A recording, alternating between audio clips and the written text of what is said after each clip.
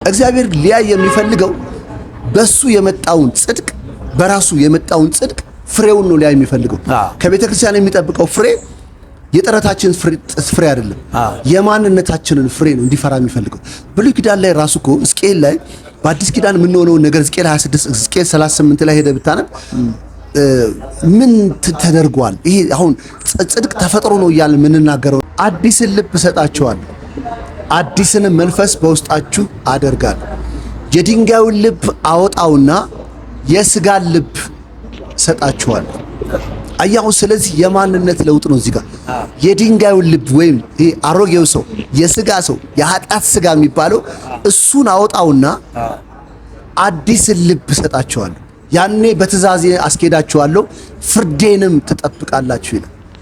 ስለዚህ ተፈጥሮ ነው ማለት። ስለዚህ ተፈጥሮና ተፈጥሮ ብቻ። ለዚህ ነው ዳግም ካልተወለድክ የሚለው እዛ ተፈጥሮ ውስጥ እንዲገባ ነው። ለዚህ ነው እዛ ተፈጥሮ ውስጥ እንዲገባ ነው። ዳግመኛ ካልተወለድክ የእግዚአብሔርን መንግስት አትወርስም ያለው እዚህ ተፈጥሮ ውስጥ እንዲመጣ ነው። እዚህ ተፈጥሮ ውስጥ እስካልገባ ድረስ የዚህ ሰውዬ መልካምነት ምንም አይጠቅምም።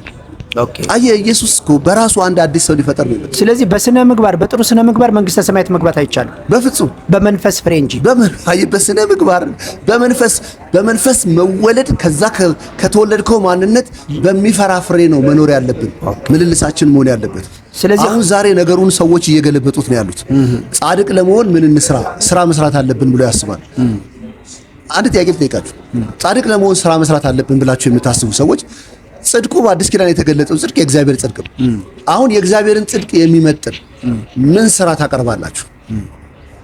አሁን እኮ ችግሩ የቀረበው ጽድቅ በነፃ በስጦታ የቀረበልን ጽድቅ የእግዚአብሔር ጽድቅ ነው። እኛ በእርሱ ሆነን የእግዚአብሔር ጽድቅ እንሆን ዘንድ ነው የሚለው። ኃጢአት ያላወቀውን እርሱን ስለኛ ኃጢአት ያደረገው አሁን የእግዚአብሔር ጽድቅ ነው። ይሄን የእግዚአብሔር ጽድቅ ነፃ ካልሰጠን በስተቀር በስጦታ ካልተሰጠን በስተቀር በምን ሊሰጠን ምን ሰተን ምን ሊተካልን ይችላል? ለምሳሌ ይሄን እስክሪብቶ አንተ ቀምተኸኝ ብትሰብርብኝ ከዛ በኋላ 50 ብር ሄደ ብትገዛ ይሄን የሰበርከውን እስክሪብቶ የሚመጥን ዋጋ ከፍለኸኛል። የሰበርከውን ያጠፋኸውን ያህል የሚመጥናል 50 ብሩ። የእግዚአብሔርን ጽድቅ በምን እንመጥነዋለን? ነፃ ነው። ለዚህ ነው ነፃ ማለት እጅግ በጣም ውድ ማለት ነው። እዚህ ጋር ግን በማቴዎስ ወንጌል ምዕራፍ 11 ቁጥር 28 ላይ እነዚህ የአይሁድ ስርዓት ወደ 614 አይነት ህግ ነበረ እና ህጉ በጣም ብዙ ነው የጽድቅ ስራ ለመስራት ያ እና ሸክም በሸክም ላይ ነበር በህዝቡ ላይ። ከዛ ኢየሱስ ምን አላቸው? እናንተ ደካሞች ሸክማችሁ የከበደ ኑ ወደኔ። ምን ለማድረግ ነው? እኔ አሳርፋችኋለሁ። ኦኬ አሁን የጽድቅ ስራ የሚባለው ማን ላይ ነው ማለት ነው? ወደ ክርስቶስ መምጣት ነው። ለተቀበሉት በስሙ ለሚያምኑት ለነርሱ የእግዚአብሔር ልጆች የሆኑ ዘንድ ስልጣንን ሰጣቸው። ለተቀበሉት ነው እንጂ ስጦታ ነው። ባይዞ ሮሜ ምዕራፍ 5 ቁጥር 15 ላይ ሄደን ብናነብ በጣም ደስ ይለኛል። ስጦታ መሆኑን በሚገባ እንድናውቅ። ነገር ግን ስጦታው እንደ በደሉ መጠን እንደዚያው አይደለም። በአንድ ሰው በደል ብዙዎች ሞተዋልና። በአንድ ሰው በደል ያ ማለት በአዳም በደል ብዙዎች ሞተዋልና። ነገር ግን የእግዚአብሔር ጸጋና በአንድ ሰው በኢየሱስ ክርስቶስ ጸጋ የሆነው ስጦታ ከዚያ ይልቅ በአንድ ሰው አለ በአንድ ሰው በኢየሱስ ክርስቶስ ጸጋ የሆነው ስጦታ ከዚያ ይልቅ ለብዙዎች በዛ። ከዛ ይልቅ ለብዙዎች ምን አለ? በዛ። ስጦታው ከመጠን ይልቅ ምን አለ? በዛ አለ። ለምን? በቃ ስጦታ ካልሆነ በስተቀር ወርዝ ማድረግ የምንችለው ነገር የለም። ለምሳሌ አየር ስጦታ ነው። አየር የሚከፈልበት ቢሆን ማንም ይችላል። ስንት ሰው ነበር እዚህ ምድር ላይ እንዲኖር ቢፈቀድለት?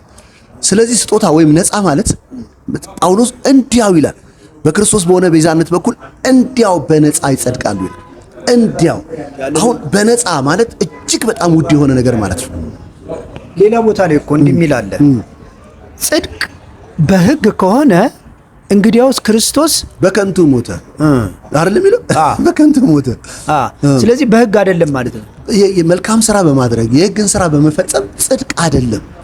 ስለዚህ አሁን ጽድቅ መደምደሚያውን ስንሰራ ጽድቅ ተፈጥሮ አንድ ሰው ጻድቅ ሆኖ እስካልተፈጠረ ጊዜ ድረስ የጽድቅን ፍሬ ማፍራት አይችልም። ወይም ጻድቅ መሆን አይችልም። ኦኬ። ስለዚህ ያ የሚፈራው ፍሬ ከጻድቅነቱ የተነሳ ነው እንጂ ፍሬዎች ጽድቅን ሊያመጡ አይችሉም ነው። ፍሬዎች ጽድቅን ማምጣት አይችሉም። ጻድቅ የሆነ ሰው ግን የሚያፈራቸው ፍሬዎች ናቸው። ኦኬ። ይሄ ነው አሁን ሃይማኖት እየተገለባበጠ ወይም ብዙ የኛ ሰባኪዎቻችን ነገሩን እየገለባበጡ እየሰበኩ ያሉት መልካም ክፉ ስራ አርጉ ያልክ ይመስላቸዋል። እሱ አይምሯችሁ ነው የሚተረጉመው። አንድ ሰው ከተፈጥሮ ጻድቅ ሲሆን ከዛ ማንነቱ ነው ፍሬ እንዲያፈራ እግዚአብሔር የሚጠብቅበት። ስለዚህ ነው ዳግም እንዲወለድ ያስፈልገው። ለዚህ ነው ዳግም መወለድ ያስፈልገው።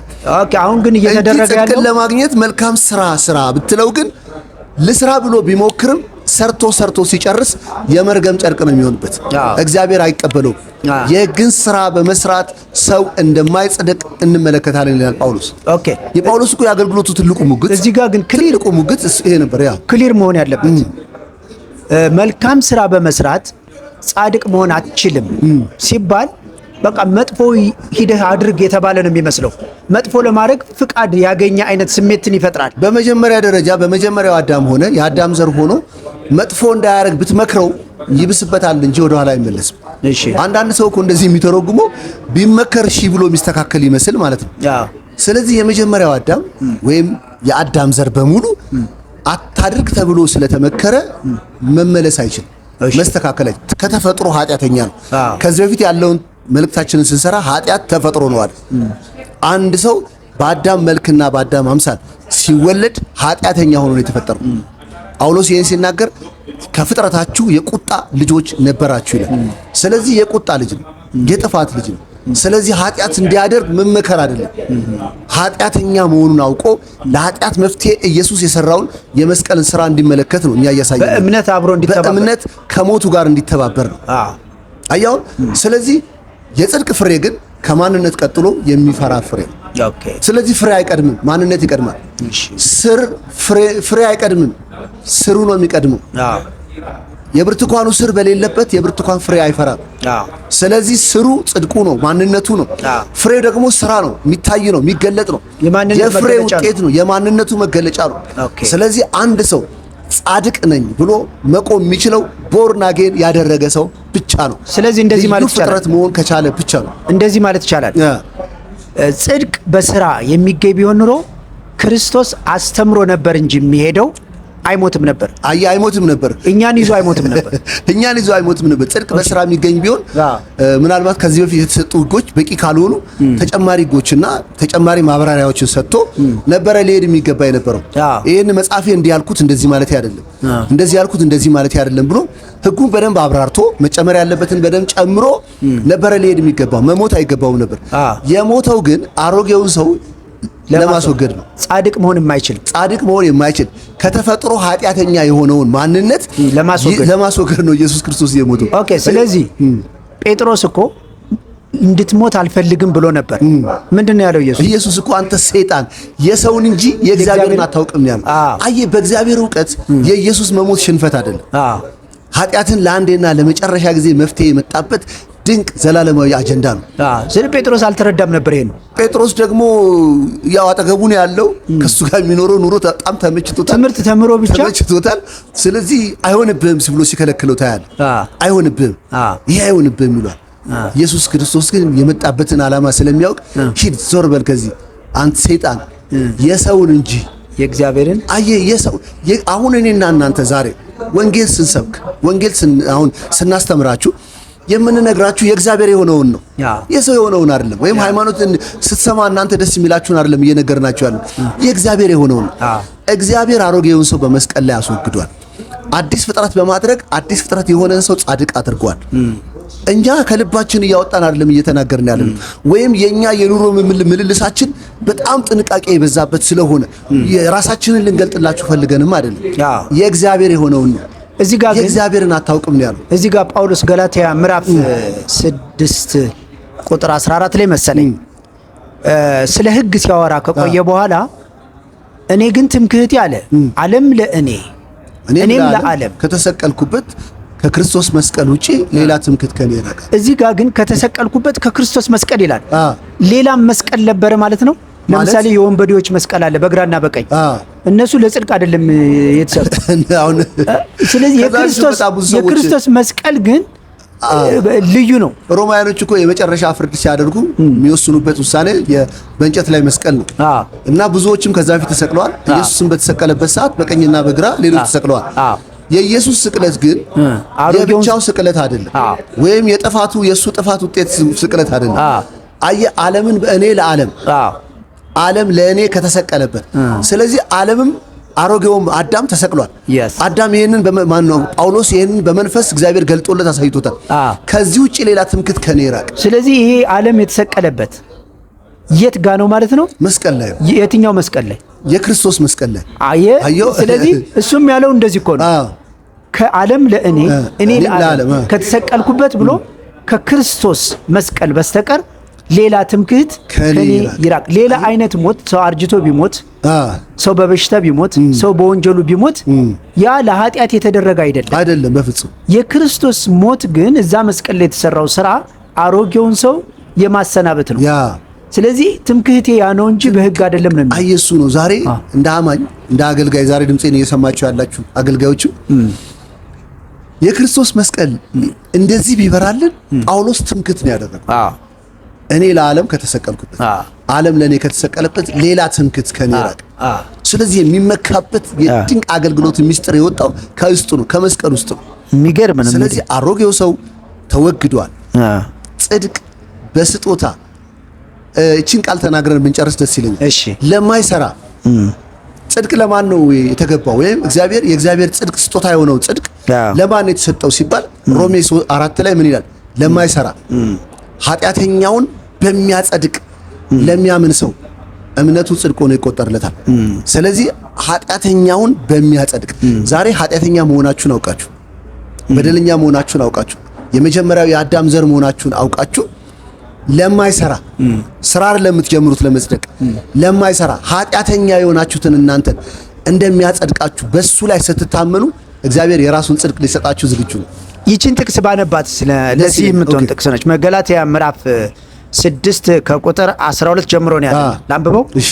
በስጋ መልካም ሆነው ሊታዩ የሚወዱ ሁሉ እንድትገረዙ ግድ አሏቸው ይላል። በስጋ መልካም ሆነው ሊታዩ እነሱ ናቸው እኮ ሊታዩ የሚወዱት አስገራጆቹ ማለት ነው። ሊታዩ የሚወዱት ሁሉ እንድትገረዙ ያዟቸዋል አለ።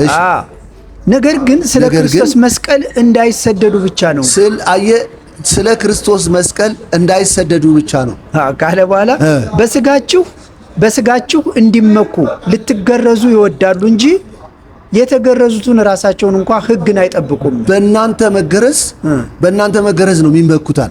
በእናንተ መገረዝ ይመካሉ እንጂ ራሳቸው እንኳን ሕግን ምን አይጠብቁም። ኦኬ።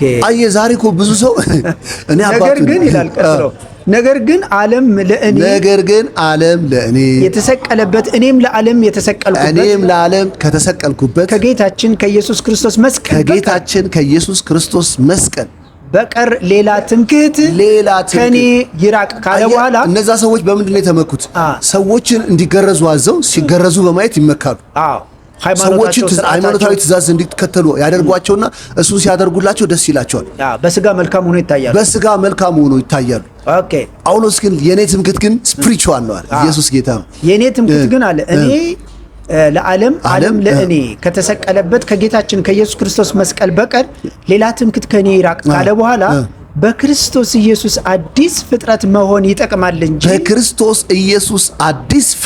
መሆን ይጠቅማል እንጂ መገረዝ ቢሆን አለመገረዝ ቢሆን አይጠቅምምና።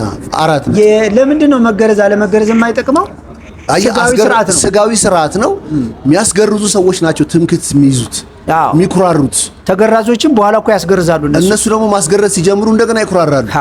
ጳውሎስ ግን ኖ ማለት አዲስ ፍጥረት መሆን ይጠቅማል እንጂ መገረዝም ቢሆን አለመገረዝም ቢሆን የስጋ ስራ መፈጸም ምንም አይጠቅምም።